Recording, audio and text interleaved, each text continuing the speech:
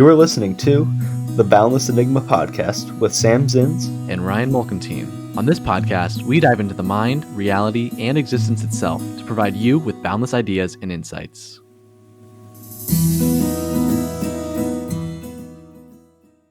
Welcome back to another episode of the Boundless Enigma podcast. Here today, our guest is my sister, Marley Molkentin. You can introduce yourself, Marley. Hi, I'm Marley. I'm Ryan's older sister. Nice. He invited me on this podcast, and I'm down to do whatever, support him in any way. Cool. That's awesome. Well, the first question I have for you is, what is it like to be my older sister? What is it like? Yeah. I've been thinking about What's it it a like lot to be recently, a older sister? I don't know. It's always interesting to watch someone younger than you kind of like go through things that you've already been through and figure out the best way to be there for them. And it makes you think about, what do I wish an older sibling had been there or done for me, and like what could I maybe try to do for my younger sibling. And there's definitely something a lot of older siblings talk about. It's like seeing your younger sibling make realizations that you've already made a long time ago, and like them get really excited about these realizations, and you have this feeling of like, I'm glad that they're realizing this. Some of it is a little cringe because I was like, you think this is like the greatest thing in the world, and I remember like 4 or 5 years ago when I did too, and like I've grown from that. So there's like a level of balancing, like staying supportive even when you kind of see them doing things that you're like, really? What do you give me an example? I'd love to hear an example. Like the whole conversation we had in Chicago about like relativity, like is there like objectivity, or well, I forget what the conversation exactly was. Your question that you went at with Max was like, truth is like, is there absolute truth or something like that? Yeah, is there absolute truth? And I was like, that's why sometimes I say like I'm just kind of disinterested in some of the philosophical topics, because those were things that I explored when I was like in high school and early college. Do you know what I mean? I'm like, I've already explored that, so kind of going back into the conversation, it feels a little interesting. Amateur, I don't know, but Max, I'm not judging it. Like I went through that too, and it was necessary. Yeah. I'm much more of like a heady type of person anyway, and you're more of like an earthy kind of like down to earth kind of person. And Max is also Max is Marley's boyfriend, and he's kind of more like an intellectual type too, and so he was willing to engage me on it. You know what I mean? Mm-hmm. So I don't know if that's just like a difference, or if that's like, if it is just a phase. I feel like it could just be. I used to be a bit more intellectual. I mean, when you're at that age between like 17 to 21, that's a phase, or not, like it's a part of life where you're starting to really realize who you are, what you really think about the world, and like that's an age appropriate place to be figuring out like, what do I really think about a lot of these concepts, like where do I stand, and you have the capacity to really think about those harder topics or those bigger topics for the first time maybe. So I'm not saying like I was there too. I mean, that's just something that a lot of people in that age range experience and go through. So it's always interesting to kind of like look back at myself through the lens of like how you're developing. You know what I mean? Yeah. Interesting. Yeah. No judgment. Like I'm there to always support, but there are definitely some conversations where I'm like, I had conversations like this in college like years ago, and I'm just kind of like over it. But I mean, that's really what this whole podcast is kind of experience. Yeah, I don't know. I don't know if it's really going to be a phase, or if it's just who I am in a way, or if it, because this podcast is very philosophy and psychology based. Like that's kind of the main stuff. Yeah, I'm not saying it's a phase. I'm not trying to say like it's something that will go away. I'm just saying like these questions of life are natural to be exploring. Yeah. This, like age range. Right. Like I explored all of these things at 18 to 20 as well. Yeah. That's all I'm saying. And I'm not that I see. I don't think about those things anymore. It's just like I've thought them through. I kind of know where I stand, and they're just like understood to me at this point. at least where I stand on them. Not that I think like I know the answer or something, but I just know how I feel. And I'm at a point where now, like, you know, when you're in college, you're in a place where you're just thinking a lot, you're learning a lot, you're taking in a lot of new information, you're figuring out who you really feel you are and what your perspective on the world is. And that's like, that's a good place to be in. But once you kind of are in like the working world, not that that stuff all goes away or something, but there's less time and space to be deeply engaging in a lot of these topics. And like, you just get busy as hell. You have a lot to do at work. Like, I think I've gotten a little bit more practical and out of my head, just out of almost necessity of like what phase of life I'm in now. So what piece of advice would you give to us or other people in our position, you know, age-wise, about what you just said? Like, what would you say, like, dive into all the topics that we talked about? Yeah, dive in. Like I said, I know sometimes I said like it can be a little like cringe. Like I was there too at one point, and this is a little like amateur of a topic or something. Again, no judgment, because we all grow. We all start from somewhere. But right. I would just say dig in. Like, don't let anybody make you feel cringe, and like stop, you know, learning and having an open mind and wanting to like take in more information and figure out what you feel about things. It's really important to do. Okay. I think it's important to like question kind of every don't stop questioning things all the time. You know what I mean? Whether it's, is there absolute truth or not? It's like, maybe that's something that I'll come back to. Like, I don't know. There are philosophers that their whole life is dedicated to like questioning reality. You know what I mean? And it's like, I don't know if that's if that's ever going to be. I know you're saying like you have less time for it now because you're in the real world and it's not really that important to living in the real world, and that's totally fine and good. But I think I'm always going to be questioning this stuff and like talking about this stuff, even when I do have like a big boy job and stuff, you know. I'm still going to be talking to my coworkers, but like, what do you think like the meaning of life is? To like I ask that to like the nurses at the hospital all the time. They're like, what? Why are you asking? Like, who asks these questions? I'm like, I do. I ask these questions.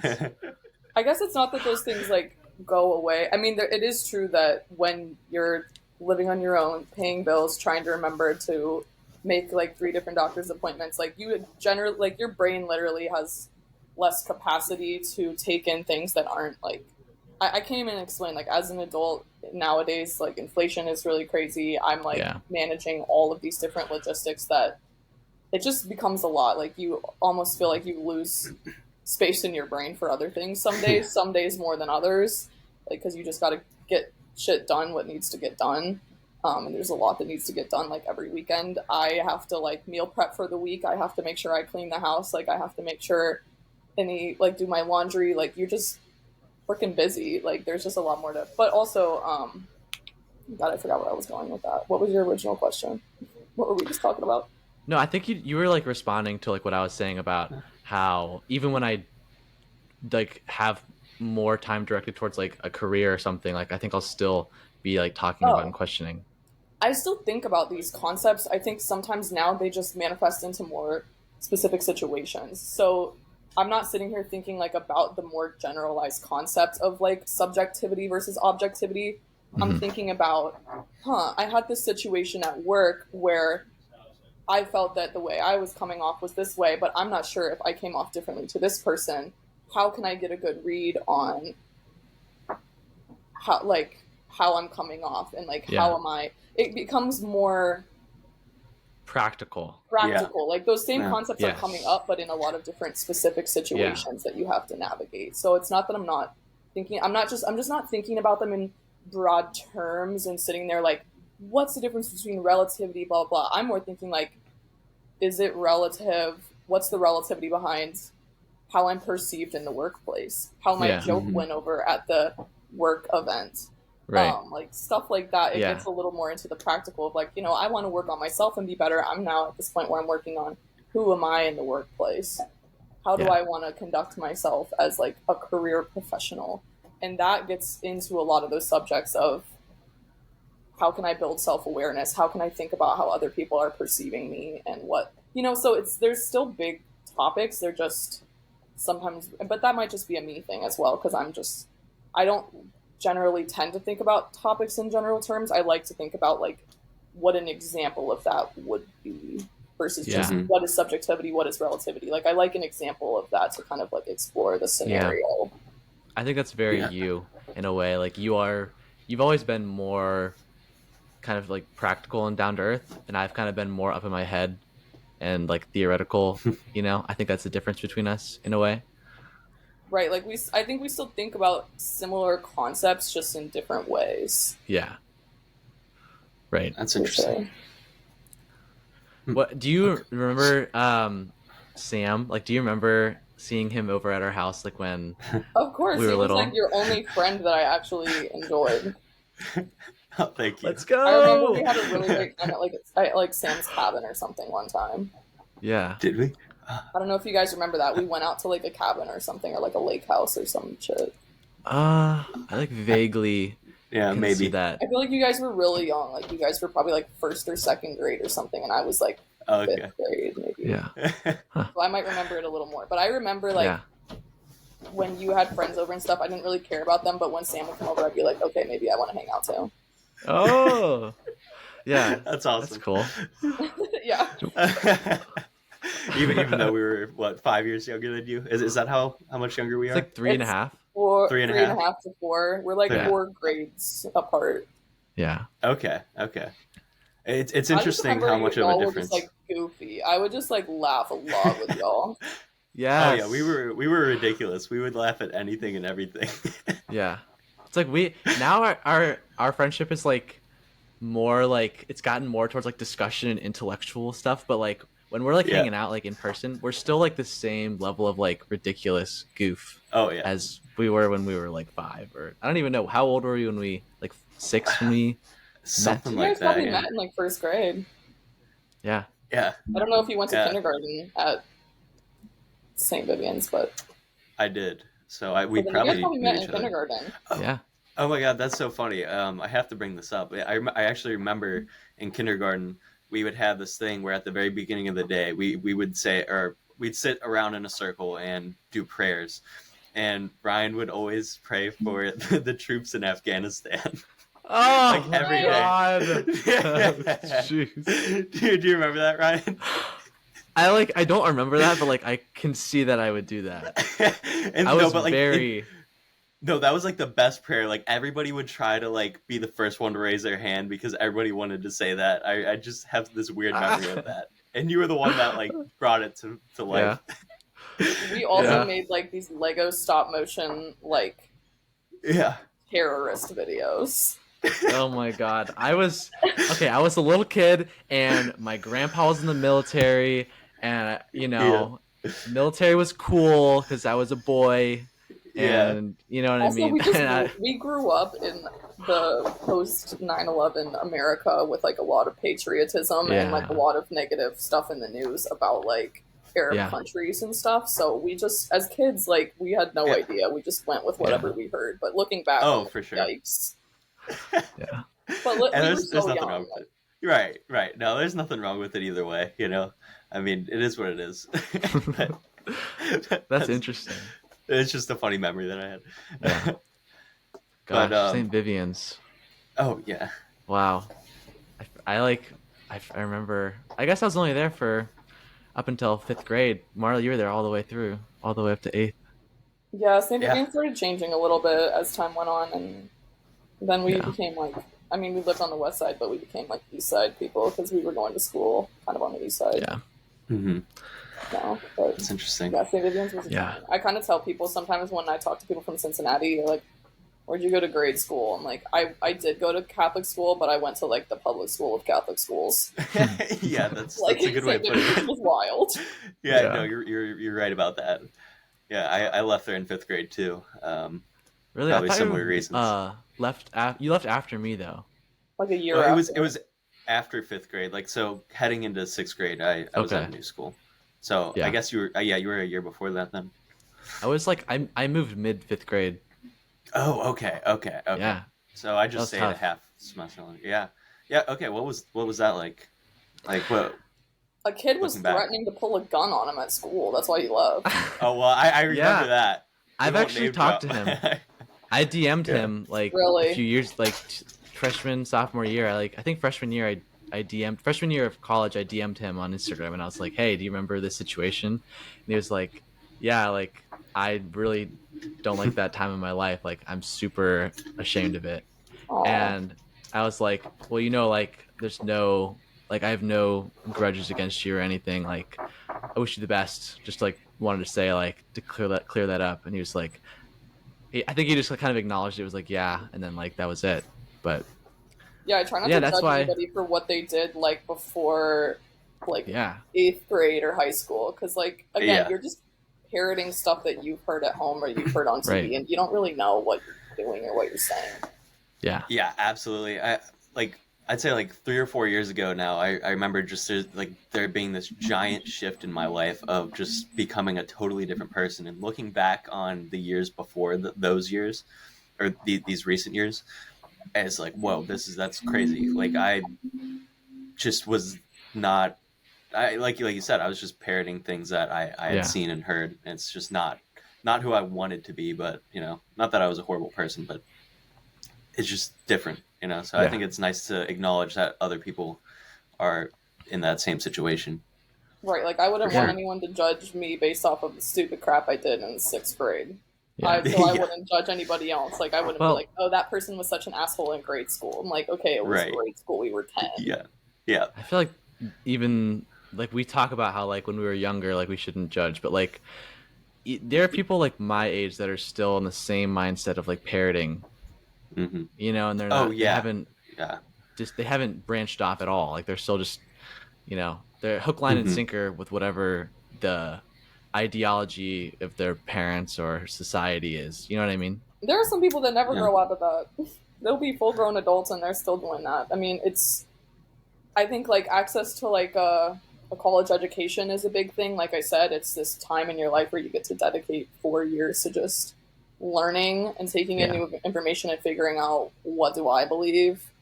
And so I think Hmm. that's a big thing that can put you ahead in that realm or open up your mind or open up your way of thinking. I mean, especially thinking if you grew up in an area where you didn't have access to a lot of diverse opinions. Like I feel like we probably didn't because we grew up in a pretty like Catholic Christian environment and I wasn't yeah, really exposed to alternative opinions until high school when I started getting on like social media.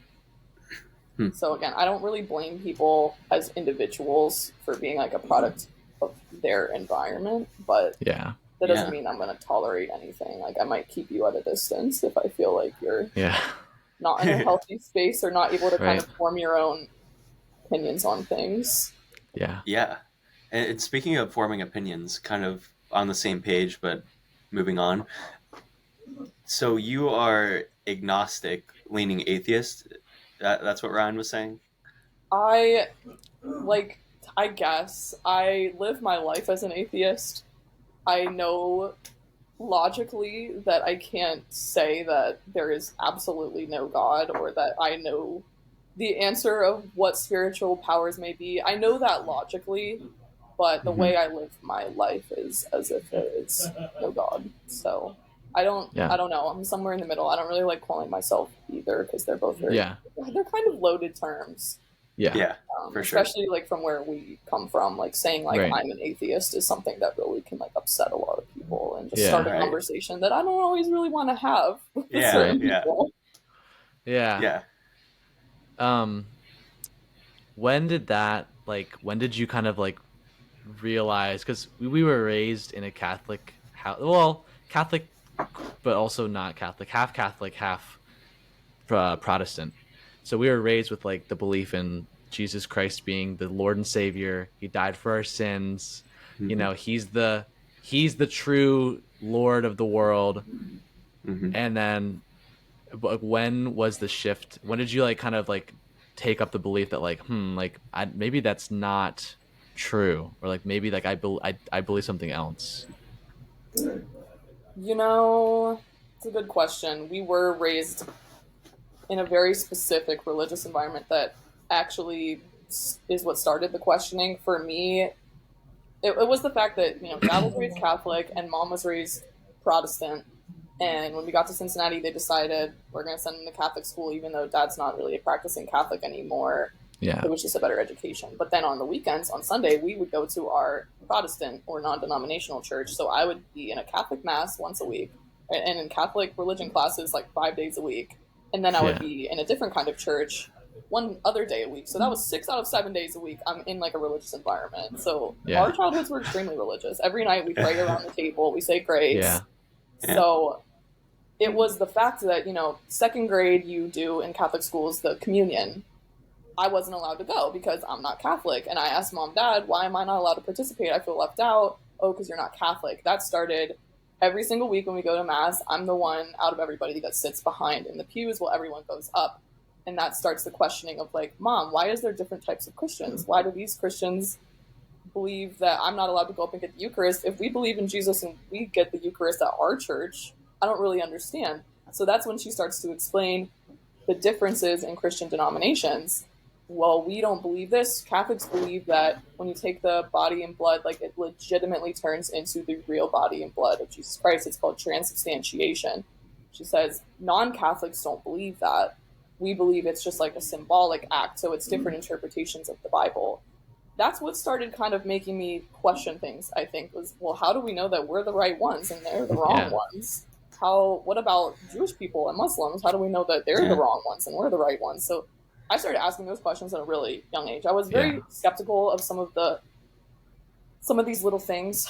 And this kind of went on until 7th grade, when the 7th graders all do the sacrament of confirmation in Catholic Church as well. And I felt a bit left out of that too. And then I asked mom some questions about, again, why aren't we Catholic? What did Catholics believe differently? And she talked to me about the concept of purgatory.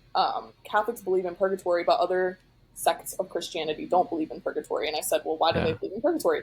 She said, if you look up in the Bible, there is no mentions of purgatory whatsoever. Mm-hmm. But you can trace historically that Pope whatever literally just came up with it one day and just said, like, there is purgatory. Because people were having this big question about what if I don't get my baby baptized in time and they die before they're baptized, so they go to hell? And to answer that question, the Pope said they go to purgatory. And it just, I was like, oh, so it's just made up. Yeah. And that you can pray them into heaven. If you pray enough for them, they can go to heaven. Yeah. It's like it's very. Is when I realized, like, so people can just make anything up, huh? Yeah. So around 7th grade, I told this to one of my Catholic friends who I was close with that was getting confirmed, and this information made her decide to not get confirmed.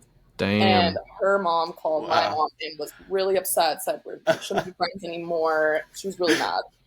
And mom was like, she was always a person that was like, you can question. I mean, a true Christian can ask these questions, can have their doubts, it's okay to ask these questions.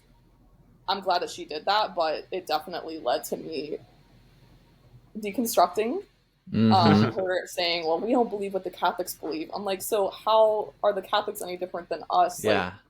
Like, it's all just belief. Where's the true where's the evidence? Where's the truth? How do I know? It's all just not belief, How do I know? So by that point, I was really starting to lose the faith. I think at that point I had some experiences where I then was kind of purposeful about, like, I'm going to try praying to God. I'm going to tell him I need some evidence. I'm going to tell him I need to, like, feel something from you because I'm losing my faith.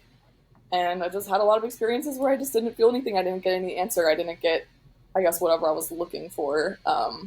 And it just kind of faded away. I think also once I got to high school is when it really kind of just went away. Sometime in like my 8th grade year, it went away. I remember like the moment that I consider when I stopped believing was somewhere around 7th, 8th grade, that I had a dream that like St. Vivian's Church caught on fire while we were all in it.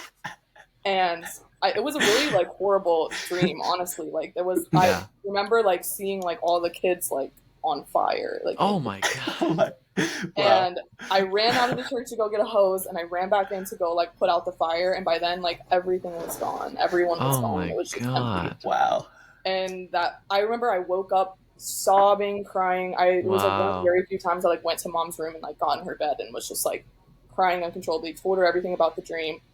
And I feel like after that, like it was kind of gone for me.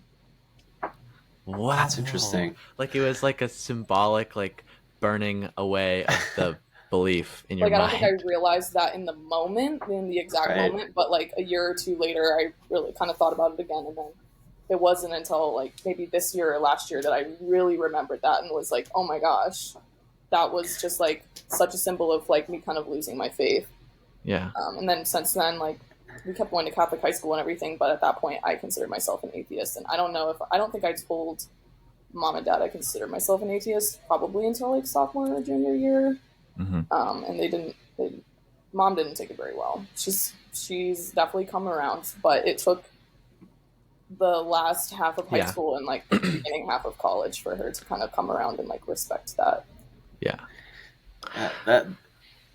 It's interesting to hear your guys's like family environment around religion, because my family environment around religion was more so like, this is what we believe, and like, it's like, this is just what we believe. It's not like you really care. Like my parents never we went to church for a while, like on Sundays, but like it would always be like, oh, like I slept in too late, like I don't want to go to church, type of thing. So it's like, yeah, like you can kind of do it if you want to, like it doesn't really matter. And like they wouldn't really talk about it. Like we would pray from time to time, but it was nothing too serious. So like I think that's kind of how my attitude has always been towards it. It's like I never really cared about religion ever, so as far as I can remember. Yeah. So like I would take the Eucharist and just like look at it as like, oh, I'm just eating a piece of bread, because like that's kind of exciting in mass, So like honestly, like, I was just like, oh wow, this is, and it also means it's mass is almost done. So Yeah, I was always like, oh, this is awesome. Yeah, that's the way I looked at it. So I find it interesting to hear how you guys were in this environment where it was like very much so like, this is like how we do it. At least that's how it comes across. Is that right? It just made us face the differences. I think it just set us up to question things, being in a family that was of a different Christian sect than like the school we went to. So just questions arose naturally a lot. Mm-hmm. Just naturally, I think, just due to the environment. And I think our parents were a little more, it's something that I've noticed with Catholics. They're a lot more like casual. Like they have their beliefs, but they keep them quite private. And they're not like, we need to pray every night at dinner. That's something that I see a lot more in like Protestants, evangelicals, Baptists. Yeah. So it was, I think, more woven into like our daily life of our family. Our grandparents were very religious. We would go, my family made us go to church every single week. Like we did not miss church. And even in the beginning, it was like, you need to dress really nice to go to church. And I had a lot of fights with my mom about how I had to dress to go to church, because we started going to a church where the kids all dress really casual, and there's like a kids club where like you play. Yeah. And everyone just wears jeans and a t-shirt, and mom was still in that mode where she's like, you need to wear a nice dress, you need to wear something nice. And I'm like, no one else dresses like that. And she was like, you need to dress your best to impress God. I was like, what? This is so crazy. And I just, there was so many like things that kind of, I think, impinged on what I wanted to do. And I was such an independent person. If you couldn't give me like a reasonable, logical answer as to why we're doing something, I just couldn't respect it. So I also just didn't, I also just as a person didn't really respect a lot of rules. Like I hated adults that were like, just because I said so. I was like, if you can't explain the logical reason why this rule exists, like I'm not going to follow it or respect it. Yeah, absolutely. Yeah, you were probably a challenging kid in that way. You like made mom and dad like have good reasons for things in a way. Like they had to like be prepared with you in a way. Yeah, they kind of did. Sometimes they would get too tired of dealing with me that they were like, I'm just done. You just go to your room. But I know I tired them out, but I am, honest to God, I'm pretty proud of, I think, me being a tough child and me being such like a strong-headed individual at a young age. I can see the ways that it made mom and dad grow and start to question things themselves as well. Like I think their own ideas of what faith and religion is have changed over time as well. Not just because of me, but I think like the whole argument between me and mom about how you have to dress for church, at some point she did make that realization and she was like, you're right, this is kind of ridiculous, this is just how I was raised, and I more so care that you go to church and you're comfortable than if we're like dressing to impress God. Like God doesn't need us to impress him. Like, Yeah. he's there for us at any point. And I think that's when she started to realize that some of the things that she believed were also just coming from how she was raised. And Right. I think I probably caused her to question some things and change her perspectives on some things, not just on religion, but on a lot of other family things and life things. I mean, like, like the saying, like children are our greatest teachers, whatever. We probably did help them like grow in like a lot of ways, just because if you have a kid who's constantly challenging your beliefs, like you're gonna start to look into your beliefs, you know. Right. And I think at first they felt they had to show me that they were as strong as me so that I Mm-hmm. wouldn't like walk all over them. And so they would dig into their beliefs even harder at times, Mm-hmm. which I think in retrospect we realized that's like the wrong tactic for me as a child, because the harder that you push me, the harder I'm going to push back. The more freedom and space you give me, the more I'm going to chill out, because I'm not feeling like I have to fight against you to get what I kind of intuitively know that I need. I also had a kind of a strong intuition about my needs, even though I wasn't always able to express them very well because you're a kid. But I knew in my gut when something felt wrong, Yeah. and I was going to fight for it. And on the outside, it looks like she's just throwing a fit. She doesn't respect authority. Right. Like, no, I don't want to wear a dress to church. It makes me feel uncomfortable on a multitude of levels. I'm going to fight this battle until you decide to give up. And that was also conscious. I mean, I wasn't thinking that as a kid, but that is kind of what I did. Yeah. To get my needs met and respected, I think. Yeah, it's similar to how you were saying you made that connection through that dream that you had. It's like it was like a subconscious thing where it's like looking back on it, you knew what you were doing, but in that moment, it was probably hard to express because it was in the moment, and that's just how things are in the moment. So that's right. interesting. You can't really know a lot of times until afterwards in retrospect, and kids just do shit. You don't always know if it's meaningful, if it's just a phase, if it's just like a weird moment, or if that's really a part of who they are and something that you should kind of let go of as a parent. It's obviously like impossible to know clearly what to do in every situation, and like when your kid is right or when they're like if your kid's a picky eater and they won't eat this, that, or the other, like it's hard to know, do I force them or do I respect that boundary? Like, what's the right thing to do here with the kid? Yeah. How do you think you assess that? Like, seems tough. I mean, every parent at the end of the day always does what they think is the healthiest for the kid. I mean, my parents definitely made me sit at the table and eat. I tried a lot of ways to get around it, but I figured out that, honest to God, like, my parents weren't going to let me up from the table unless I ate my fruits and vegetables, because at the end of the day, like, you need your kid to get nutrients, period. They're growing. Like, that's something I think I would probably take somewhat of a stand on, or I would find an alternative way. Like, if they have an aversion to fruit, let's do smoothies. Let's do it another way. But you have to like get fruit. We just have to figure out a way that's going to be tolerable for you. I'm not going to be that parent that's like, okay, fine, you can eat like chicken nuggets every day. Yeah. Right. Like, I think, I don't know. It's hard to say. Every parent always has that. Like, they have to do what they think is healthy for their child. And sometimes in retrospect, you realize maybe it wasn't the healthiest, but I don't know. It's case by case basis. Shifting gears, I want to ask you another question. Yeah. What is your biggest passion project, or like what's like your biggest kind of thing right now that you feel excited about that you're putting your energy and time into?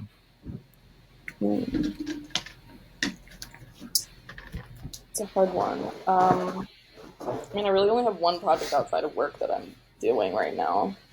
And I'm so passionate about it. It's just not the same momentum that it had at the beginning.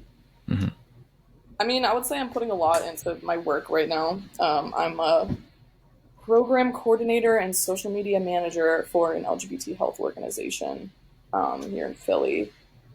And it's a 9 to 5, but like while I'm there for my 8 hours, like I'm working my ass off the whole time, trying to get better at social media, trying to get better at graphic design, to make these posts about LGBT health that are like somewhat engaging. I think that's been a new challenge for me. I have a photography and videography background, so graphic design is something that is more challenging for me to learn how to tell an impactful story through graphic design, which I don't really have much training in. So it's been a new challenge, and I'm excited by it. Our social media is like growing, so it's been encouraging. But my other project that exists outside of work was my home care photography project. In 2020, I became a home care worker very randomly. I was never had a healthcare background or anything like that, but I needed a job, and the pandemic was making that really hard. So I found a girl my age who's disabled in like a local Facebook group in Chicago, and she needed a care worker. You didn't have to be a registered nurse or anything. You just had to be comfortable with following her guidelines, you know, helping her get out of bed, helping her get dressed, helping her just do any of her like hygiene tasks. So I started working as a care worker during the pandemic, which was a really crazy time, obviously. I mean, she was very disabled in a way that if she would have got COVID, it would be likely she would be hospitalized and very high risk of passing away. So we had to be really, really, really careful. I was pretty isolated that year just because of working for her. And she was obviously super isolated. She didn't really leave the house for like a year until we were vaccinated, and everyone else around us was kind of getting vaccinated. And there was more outdoor event options and stuff. So we ended up making a self-portrait photography project about home care work, kind of like the hidden world of home care work during the COVID-19 pandemic. And they were just a lot of kind of like intimate portraits of me just doing care tasks with her.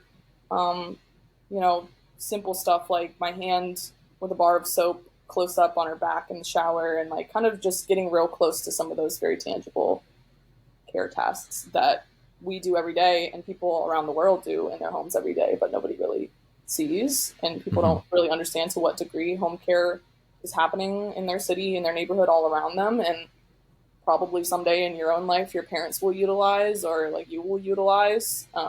We'll all eventually become disabled in some way, temporarily or as we age. We'll all need some level of care, or have to provide some level of care to our loved ones at some point in our lives. So it was just supposed to bring awareness kind of about home care, the relationship between care workers and disabled people, and then kind of the added environmental factor of the pandemic and people not really giving a crap about immunocompromised people, and trying to kind of show them up close the story of a truly immunocompromised person, to kind of maybe put a face to this nameless, oh, the immunocompromised group, we have to be careful.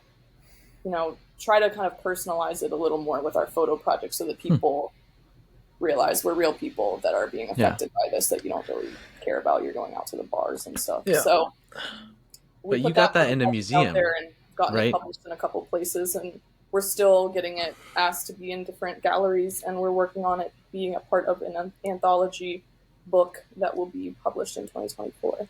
Nice. That's awesome.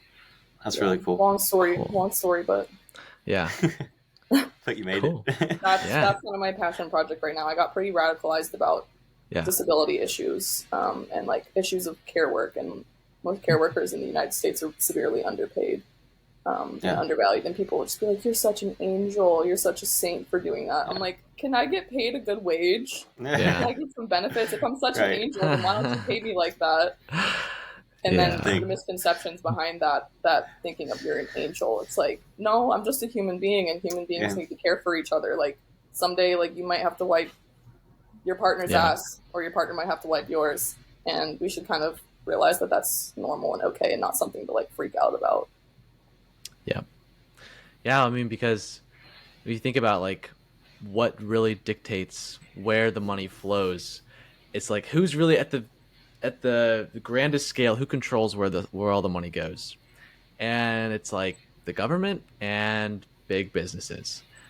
And what are they going to funnel money towards? All the things that they need to grow and sustain themselves. And that's why like tech jobs pay so much, because like all these companies need like tech, but like they know, but nobody, they don't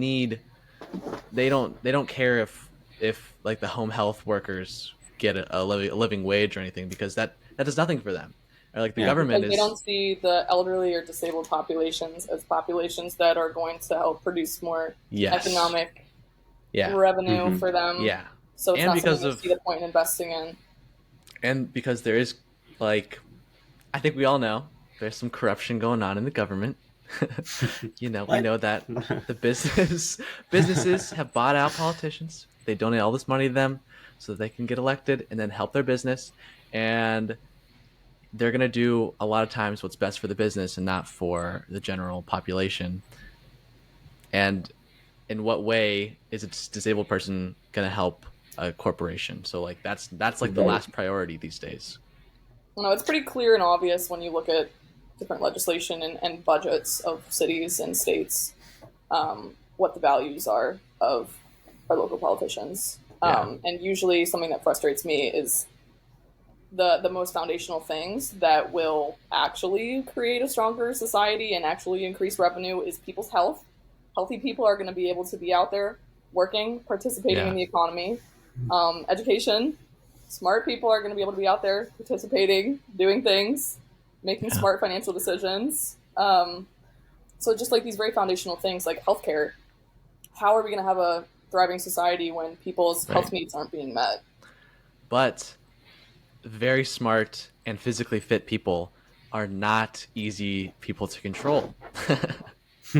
No. Right? If they're Yeah. very intelligent, they're very educated, and they're educated to have an open mind and to kind of be independent thinkers, and they're able to walk around and do things and be healthy, that's not good if you're trying to control the market, if you're trying to control people and get them to do, if you can get them into a mindset of doing what they're told, then now you can get them to buy your product, to do what, you know what I mean? It's like it does have its advantage, but it's like it's going to be like a suicidal process of society. Like it's going to be a process that, yeah, you're going to get some gains for your business in the short term, but then like 100 years from now, America's going to be like fucked up.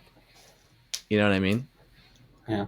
Yeah, I mean, sure, it's profitable for healthcare companies to have sick people Yeah. coming in and needing healthcare services and to not cure people because then they're not a client anymore. They're not paying you for anything anymore. Mm-mm. I Yeah. see that.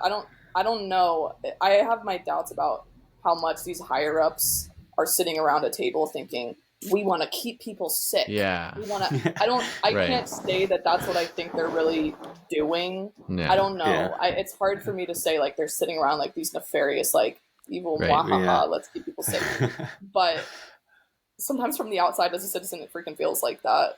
It really Yeah. does. Yeah. I know at the end of the day they're just like, which option is going to make us more money? Pick that one. Right. Let's move on Yeah. to the next topic. Right. And Let's make sometimes sure we get a good catered lunch for the team today. those decisions aren't always made by like the company owners or anything like it. I mean, if a company is in the stock market, it means that most of the ownership is actually outside of the company. And so those big decisions are made by the people who own the stock, and they want the stock to go up. And so all the decisions are entirely focused on money. And that's where Right. like some of this nefarious stuff comes into play. And on it, really the decision making process is more so like, okay, so there's a larger issue. If we were to do an overhaul, redo this system so it's better for everyone, that's going to be really costly and timely. Is there a quick fix we can do to kind of just like boost it a little bit, but like work with the same system like that we already have? So at the end of the day, outside citizens are like, these systems aren't working. They need to be redesigned. They need to be overhauled. Yeah. That takes time. That takes money. People lose revenue. That's where their decision making is going. Yeah. But yeah. Yeah, it's hard to find like the middle ground of all this, and I think that's a problem in our country right now, is that, we have these, it almost feels like these two separate sides of like right and left, and each side wants their own things to be pushed to the top, but neither side is budging and meeting in the middle very much, and I mean, obviously, that's easier said than done, but that's, I think, in the long run what would be most beneficial. But I mean, it's also, again, I'm not saying that all these politicians are sitting around like, let's divide America. That's going to be Yeah. beneficial for us. Yeah. But thinking economically and seeing all of these different unions that have been forming recently to demand better pay, better work environments, Yeah. etc., it's really frustrating, the division, because at the end of the day, I think it's a more about class that we should largely be focusing on. Like, we're all kind of pawns in the system. We all have pretty limited options, whether you're on the left or you're on the right. Yeah. We're struggling to get by paycheck to paycheck. And without us having that solidarity and seeing, like, people on the right are frustrated as well with inflation, and, like, their families are struggling too. And, like, they're getting laid off too. And they're mad. They just have different beliefs about maybe what we should do about that, or, like, who's to blame about that. But at this, like, it's in our best interest to have class solidarity to work against these, like, 1%ers that are actually doing the harm. Right. There's a whole ideology around what happens when a country and when the wealth in a country is distributed and the money gets siphoned up at the top, the middle class gets shrunken, and then there's the lower class. So there's the tiny upper class with all the wealth, very, very small middle class, and very large lower class, and now they're impoverished, which is where we're heading in our current course. And if you look at any country that happens to in the history of the world, revolution breaks out, because there starts to be like less than 1% with all of the wealth and 99% who are unhappy, and the only option is to revolutionize and have some sort of like civil war revolution to overthrow that. So like, what do the people who are in that 1% want to keep that from happening? They keep the lower class divided so that they're arguing with themselves instead of looking at, oh wait, actually they're the problem. Because as we get further and further down the road and things get worse and worse, inflation goes up and up, we have less and less money, we have less and less value, you know, we're going to get more and more angry. And so where can we direct the anger? We can have them directed towards themselves by creating this rift, instead of repeating history and have them riot and rise up against us. Yeah. That makes sense, doesn't it? It does.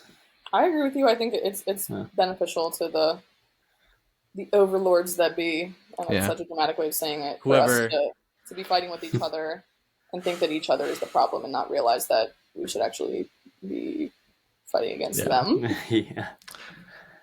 Or at least like unifying politically to siphon some of that money back towards us in a way. Maybe not like revolutionize, but like, if we can overcome the division and have, that's the thing though, it's like, who's going to be the person, is there going to be a new party to help us do that? Like, where's the change going to happen to like get the unity again, to fight the big business, to fight the people that are slowly siphoning all of that away from everyone else? Like, where does that like, I don't know, where does that happen? Yeah.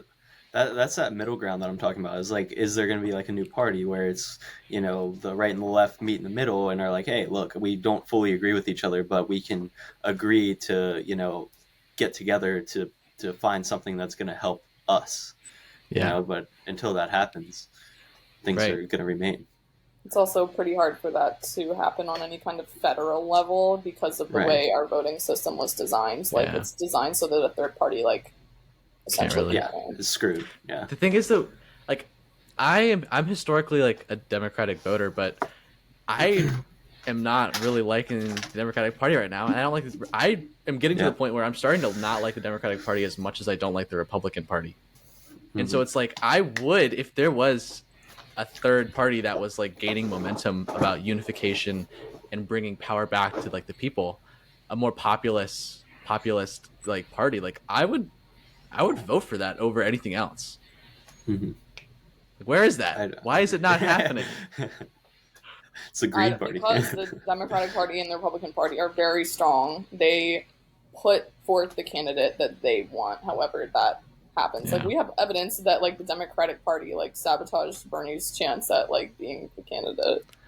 Well, it's happening right now with RFK too, and Marianne Williamson.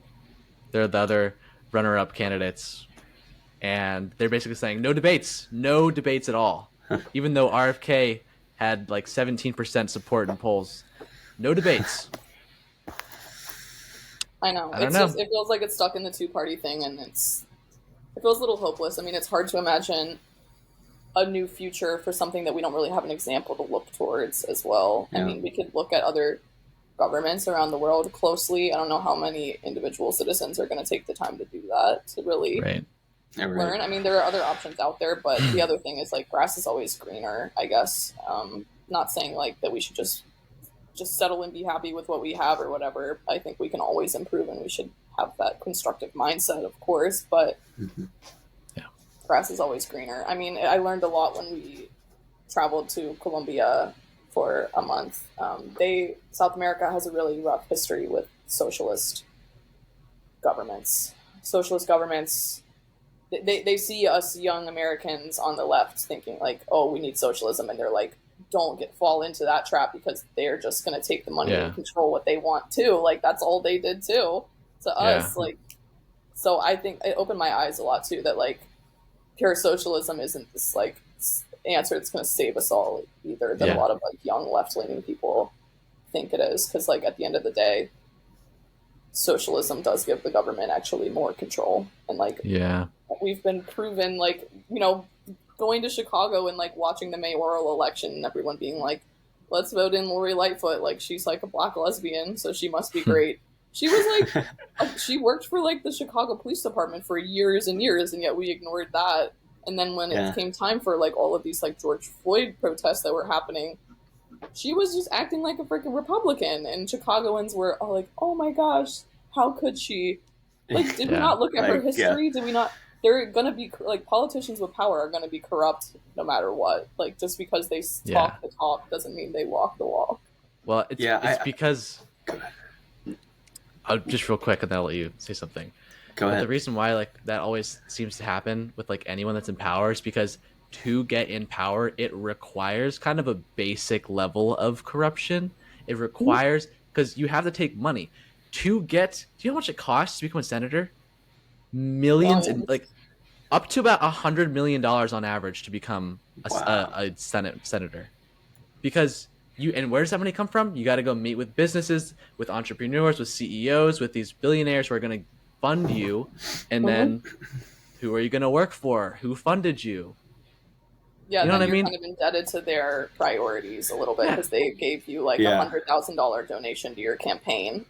Yeah, so it's like no surprise. They're all corrupt. I think that was a big learning moment for me when I moved out of Cincinnati and moved to Chicago. I was just like in this mindset, because of living in such a conservative environment, that like, oh, I'm so happy to live in like a blue state finally, and be around people that are actually like aligned with my values. And then I lived in Chicago for 5 years, and I was like, oh, so they just like tax citizens higher and then still misuse the tax money and don't help anybody. Okay, cool. Like, so now people are just like getting more taken out of their paycheck, and they're still suffering the same as anyone else in any other city. Yep. Yeah. So it just totally made me realize like I can't politically place like my trust and belief into like a party to like come and save us all. Like, politicians are corrupt. Yeah. Yeah. Period. Yeah, like your morals are more important at this point. It's just like the ideals of either side are just going to be corrupted in some way or another, whether you see it or not, type of thing. And I think we see a lot of young people who have kind of, you know, I don't want to say strayed away from religion, but there's a growing trend of young people not really being religious as much as they were in the past. And I kind of think we're adopting and replacing our belief system with political belief systems. That makes sense. Something to place our trust in, or to guide us. And I think I was at that point too, where I was just like, the Democrats will save us, and then I realized like, they won't. I've noticed a big curve. I've noticed a big like trend of, I feel like that's going more downhill, because like for a while there, it was like, you know, like I was in that boat too, where it was like, I'm gonna be a Democrat, like this is the way, you know. But now I feel like the trend is going the opposite way, where it's like, okay, maybe this isn't the way, you know. It's like maybe there is like some other options out here. Like maybe following a blind ideology is never good, no matter what. Idea. Right. Yeah. No matter how much they stand by social justice issues or talk the talk. And that's the big catch, because it's like, you want to be on the right end of that kind of stuff morally. Like, you don't want to be that person who, is like, well, like, this person doesn't make sense. But, but, like I said, I think the trend's going towards where it's like, okay, yeah, it's okay to say that you don't, trust this person. But I think people are definitely becoming more disillusioned with politics. Like leading up to the 2016 election, people were very, I'm Republican, I'm Democrat, this is the right way, this is the right way. And then I think after that election and then onward, as like the 2020 election happened, we were all just like, yeah, it's fizzled everyone out. Sucks. Everybody is the worst. Yes. That's dangerous for a country if once you feel like your vote doesn't matter anymore, because like you don't have any choice in who's actually going to be the candidate. You don't have choice in, like, once you vote for that person, you have no choice in what they're actually going to do. It's like at some point then you just like lose complete faith in the system, and then that's when revolution happens, when people feel like there's like they've lost everything. We're getting to a point where we're just like, we're getting so sick of all this stuff. It's like, what else is there to do? Because we're not getting any benefit from any of these people, and if we do have choice, it's people that we don't want. I think Gen Z, that's definitely probably a big thing to blame for like the mental health crisis that's happening. I mean, we don't have, I'm not saying this is like a good or bad thing, but like we don't have religion to like rely on and think, this is the thing, this is what's guiding me, this is what's keeping me positive. We don't really have politics to do that with. We don't even really like stand by our country, at least kind of on the left end of things. Like we don't have a lot of patriotism. Like we just look around us and feel like we don't have a place anywhere to believe in, and like everyone is corrupt. And so like, what do we do? Like where's the motivation to do anything? I think we really feel kind of like aimless as young people, because it just feels like everything coming up is bad. The climate is going bad. Like all this anti-LGBT legislation is like popping off, even though we thought we were making a bunch of progress. And so I just feel like we don't have anything solid to like lean on or look to right now, and we're feeling, a lot of people just feel really lost. Yeah, that's interesting. It is definitely a very confusing time, and like you're saying, we're moving on from religion and whatnot, and our parents' generation was a generation where I guess it like the tail end of it, and we caught the portion where it's like we grew up in that environment of religion, and now like a lot of stuff is coming out about how you don't have to be religious, so it's very confusing kind of going in that way. And like you said, then we go into politics and that kind of becomes religion, and now we're kind of steering away from that too. So it's like, it's just like we're chasing these things and they're kind of leading us to nowhere, it seems like. I think we're lacking in communities that we really feel like we're strongly a part of. I feel like we're lacking in just any sense of like ability to participate and make a difference in something. Human beings naturally, like we've seen throughout history that actually like very religious societies are often very strong because everybody is united in this thing.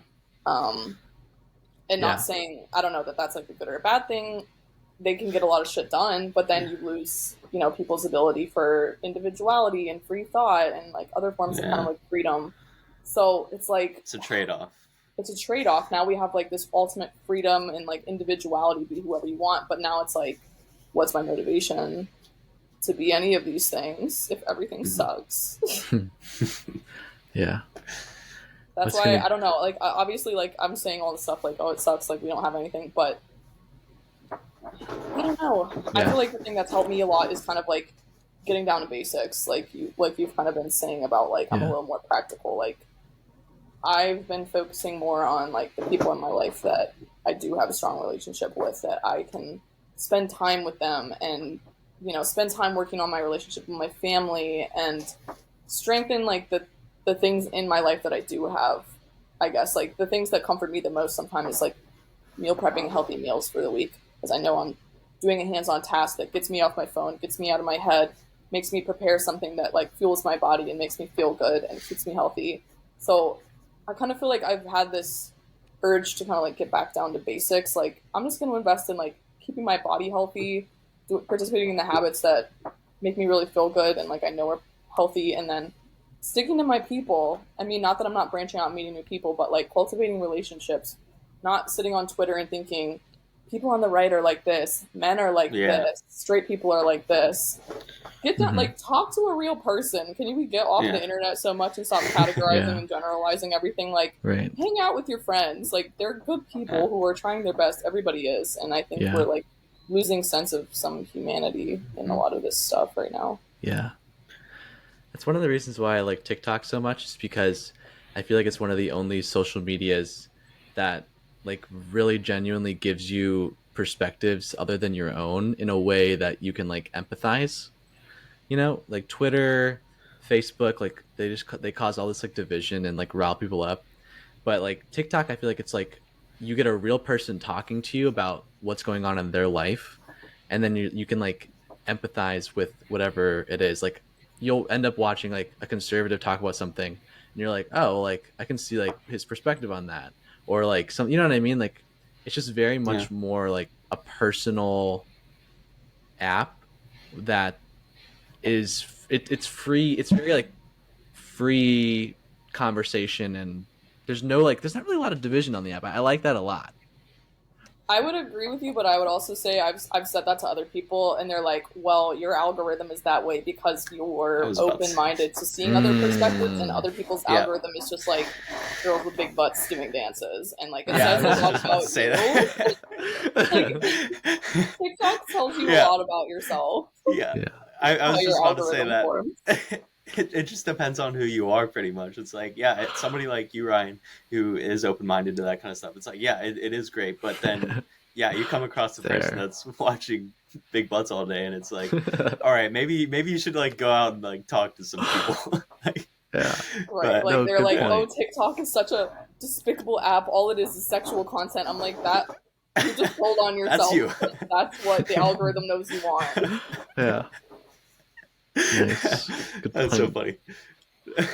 There's been kind of a trend I've seen of like pastors like making these public statements about TikTok being like such a sexually fueled place, and then everyone makes jokes where they're like, buddy, all you're doing is telling us that like your search history is driving an algorithm that's not very churchy.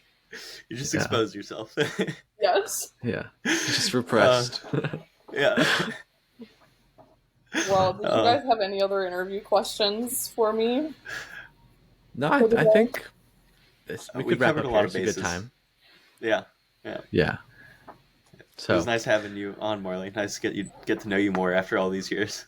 I know. I'm happy to do it. I'm like, I know that you guys have like stayed friends and everything over the years, and I'm like, I was always like, he's always been a really solid guy, even though like I didn't probably talk to you since like 5th grade. But I just you kind of just know in your gut like when someone's just like a person you really connect with, I guess. So glad that you guys still have that relationship. That's really cool, and like absolutely have a friend that you like met in kindergarten. That's something that's like really special. So it's cool that you guys are doing this and still like building your own like friendship and bringing me back on for a little. It's very different than last time we all hung out together, but we've all grown up a lot.